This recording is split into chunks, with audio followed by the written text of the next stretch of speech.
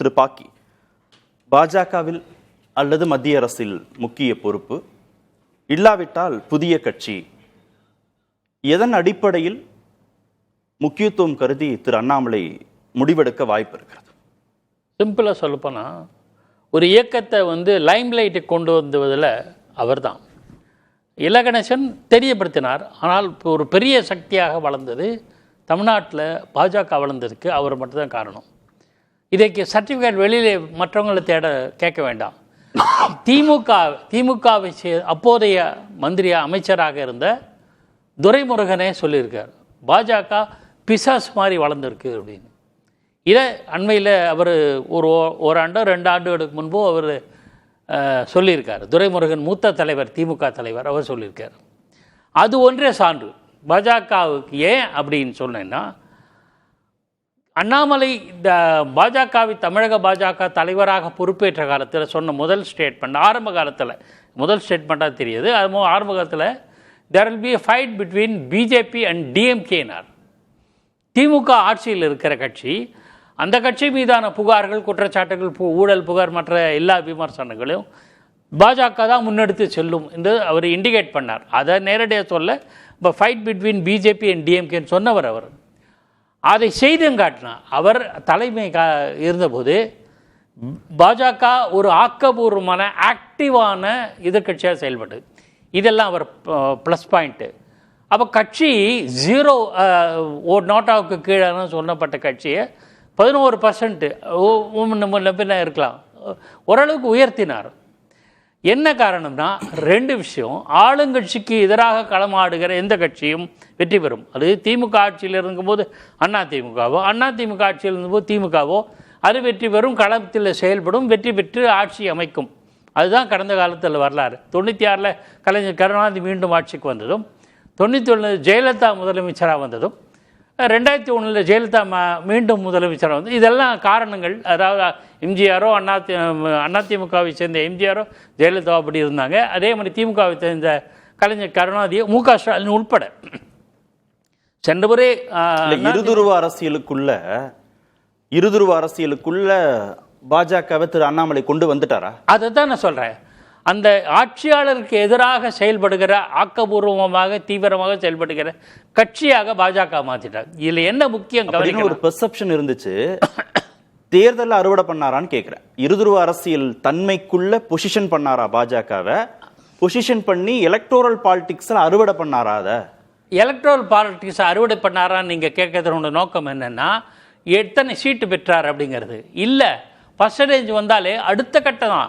2014 வந்துருச்சு என்டிஏ. ஒரு இல்லை, அது இவர் பீரியடில் சொன்னேனே, துரைமுருகனே சர்டிஃபிகேட் கொடுத்துட்டாங்கன்னா they are afraid of BJP's growth in Tamil அப்படிங்கிறது. என்டிஏவுக்கு 2014 வாங்கின சதவீதம் இதே அளவுக்கான சதவீதம் தானே. 10 வருஷத்திற்கு முன்பே தேசிய ஜனநாயக கூட்டணி நாடாளுமன்ற தேர்தலில் அவங்க வாங்கின சதவீதம் தானே. 2014 மக்களவை தேர்தல் சந்தித்த சம்பவம் தானே சொல்றீங்க. மோடியா லேடியான்னு அந்த சமயத்தில் பாஜக தனித்து போட்டியிடவில்லை.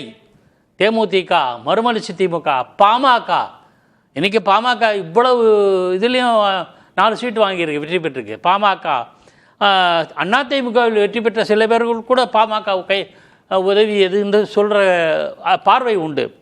இத்தனை மாதிரி 5-6 கட்சிகள் ஒன்றிணைந்து தான் இந்த பர்சன்டேஜ் வாங்கினாங்க. இப்போ 2024 என்டிஏல யாருமே இல்லையா? தனிச்சு போட்டிட்டு இருக்காங்க. பட் மேஜர் பார்ட்டி பாஜக.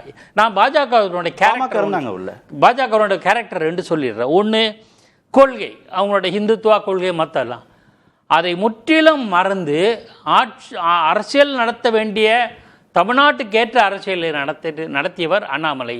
இன்னும் சொல்லப்போனால் is a Dravidian face of BJP நான் சொல்லுவேன். டிராவிடியன் ஃபேஸ்லாம் திராவிட கொள்கை அப்படி இல்லை. அவருடைய நடவடிக்கைகள் பார்த்தீங்கன்னா ஆட்சியாளர்களுக்கு எதிரான நிர்வாக கோளாறுகள், ஆட்சியினுடைய தவறுகள், அதுதான் சொன்னாங்களே தவிர இந்துத்துவ சம்பந்தமான விஷயங்கள் ரொம்ப குறைவு இருக்கலாம். அதுக்காக 1-2 உதாரணத்தை கண்டுபிடிச்சு சொல்லலாம். இஷ்யூ அது அல்ல. எதுவா இருந்தாலும் தேர்தல் அரசியல்ல ஒரு கட்சி என்ன லாபம் பார்க்குதுங்கிறதான சார் அளவுகோல்.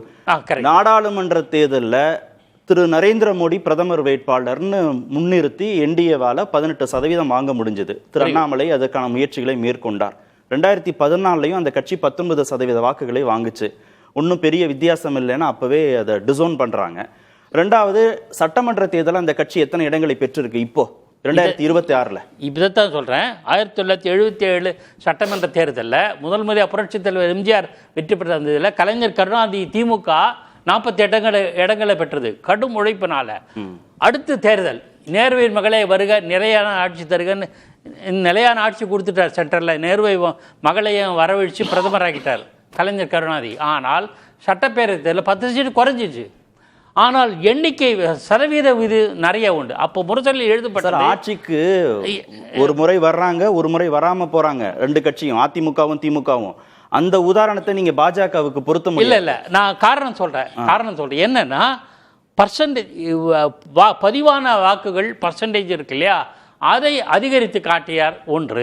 ரெண்டாவது நாடாளுமன்ற தேர்தல் சட்டமன்ற தேர்தல் அதிமுகவோட கூட்டணி வச்சு ஒரு தொகுதியில தானே வெற்றி பெற்று இருக்கிறார்கள். அதனால தான் கலைஞர் கருணாநிதி முரசொலியில் பல முறை எழுதியிருக்கார். பிரதிநிதித்துவம் நிறைய வாக்குகள் திமுக விழுந்தது, எம்ஜிஆருக்கு அதோட கொஞ்சம் அதிகமாக விழுந்திருக்கு. ஆனால் கிடைச்ச சீட்டு குறைவு, எம்ஜிஆருக்கு 120 சீட்டு ஆட்சி அமைச்சார். இந்த புள்ளி விவரங்களை அவர் சொல்வார். இல்ல பாஜக வளர்ச்சி என்பதை கலைஞர் கருணாநிதி ஏற்றுக்கொண்டார் என்றால் அதையே அண்ணாமலை பயன்படுத்தியிருக்கார்.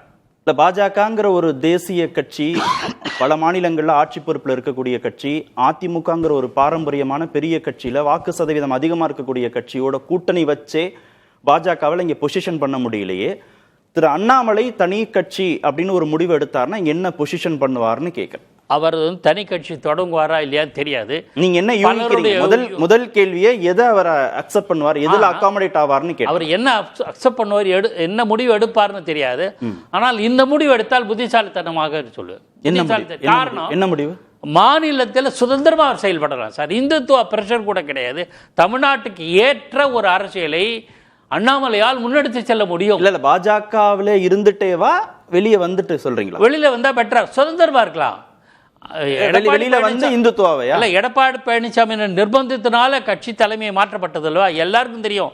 தேர்தல் நடத்தினாங்க, நாமினேஷன் ஓதா வந்தார், அதெல்லாம் வேற. பட் அண்ணாமலை மாற்றப்பட்டது ஒரு கண்டிஷனாக சொல்லப்பட்டதா இல்லையா?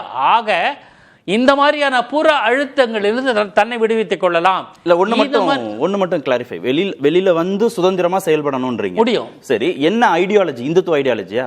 இல்ல ஐடியாலஜி அடுத்தது, அரசியல் தான் முதல். இப்ப அண்ணா என்ன சார் ஐடியாலஜி? ஆனா ஆட்சியை பிடிச்சு முதலமைச்சர் ஆயிட்டாரு விஜய். இல்ல அவங்க வந்து கொள்கை தலைவர்கள் சொல்லிட்டாங்க, அரசியல் எதிரி சொல்லிட்டாங்க, கொள்கை எதிரி சொல்லிட்டாங்க. ஒட்டுமொத்தமா கொள்கை என்ன கொள்கை? இந்த கொள்கை அதனால பாஜக இதற்கு சொன்னாங்களே இல்லையே, கிடையாது இல்லையா? நான் சொல்றேன், அதிமுகவை புரட்சி தலைவர் எம்ஜிஆர் ஒரே நோக்கம் வந்து திமுக எதிர்ப்பு மட்டும்தான் அவருடைய மையம் நோக்கம். தீயசக்தி சொன்னாரு. அவர் ஆட்சிக்குள்ள பெரிய கொள்கை அண்ணாயிசம்னு சொன்னார், அதையும் கைவிட்டுட்டார். இல்லாம வெளியில வந்து அண்ணாமலை அவர் என்ன உருவாக்குறது தெரியாது. நான் என்ன சொல்றேன், அவர் தனி கட்சி தொடங்குவாரா இல்லையா தெரியாது. ஜூன் 4ஆம் தேதி அவரோட பிறந்த நாள், அன்றுதான் தொடங்குவாருன்னு சொல்றாங்க. நமக்கு அதெல்லாம் தெரியாது. தொடங்கினால் புத்திசாலித்தனம் அப்படின்னு நம்ம பார்க்கலாம்.